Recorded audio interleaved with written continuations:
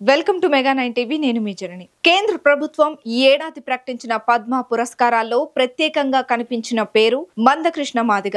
3 దశాబ్దాలుగా ఉమ్మడి ఏపీతో పాటు విభజన తర్వాత తెలంగాణలోనూ దళితుల కోసం అలుపెరుగని పోరాటాలు చేసిన మందకృష్ణను కేంద్ర ప్రభుత్వం తొలిసారి పద్మ పురస్కారాలకు ఎంపిక చేసింది. ఆయన్ను పద్మశ్రీ అవార్డుతో గౌరవించబోతోంది. ఈ నేపథ్యంలో మందకృష్ణ ఎంపిక వెనుక ఉన్న కారణాల్ని ఒకసారి చూద్దాం.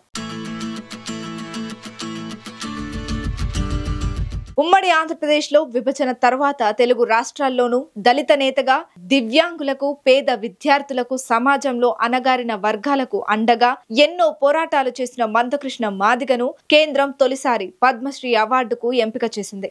దశాబ్దాలుగా ఆయన దళితుల కోసం పోరాడుతున్న ఎస్సీ వర్గీకరణ విషయంలో మందకృష్ణ చేసిన పోరాటం అసామాన్యమైనది. గతంలో ఎస్సీ వర్గీకరణ రాజ్యాంగ విరుద్ధమంటూ తీర్పు ఇచ్చిన సుప్రీంకోర్టు రాజ్యాంగ ధర్మాసనం దాన్ని తాజా సవరిస్తూ కీలక తీర్పును వెలువరించింది. దీంతో మందకృష్ణ కోరుకున్న విధంగా ఎస్సీ వర్గీకరణకు లైన్ క్లియర్ అయింది.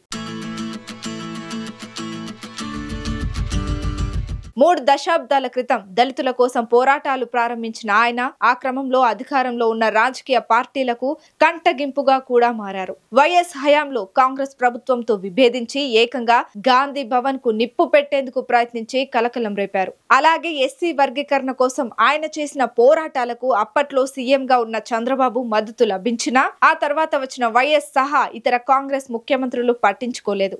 అయినా అలుపెరుగని పోరాటం, బీజేపీ వంటి రాజకీయ పార్టీల మద్దతుతో వర్గీకరణ డిమాండ్ను సాధించుకున్నారు. అలాగే గతంలో గుండె జబ్బులున్న చిన్నారుల చికిత్స కోసం ఆయన చేసిన పోరాటం అప్పటి వైఎస్ ప్రభుత్వాన్ని కదిలించింది. దీని ఫలితంగా ఆరోగ్యశ్రీ పథకం అమల్లోకి వచ్చింది. ఇలా సమాజంలో ఎన్నో వర్గాల కోసం మందకృష్ణ పోరాటాలు చేశారు. అంతేకాదు ప్రతిసారి అందుకు తగ్గ ఫలితం కూడా అందుకున్నారు. రాజకీయ పార్టీలో చేరాలని ఆహ్వానాలు వచ్చినా చేరలేదు. కొంతకాలంగా బీజేపీతో సన్నిహితంగా ఉంటున్న మందకృష్ణ తన వర్గీకరణ డిమాండ్ను సాధించుకోగలిగారు. ఇప్పుడు పద్మశ్రీతో మెరిశారు.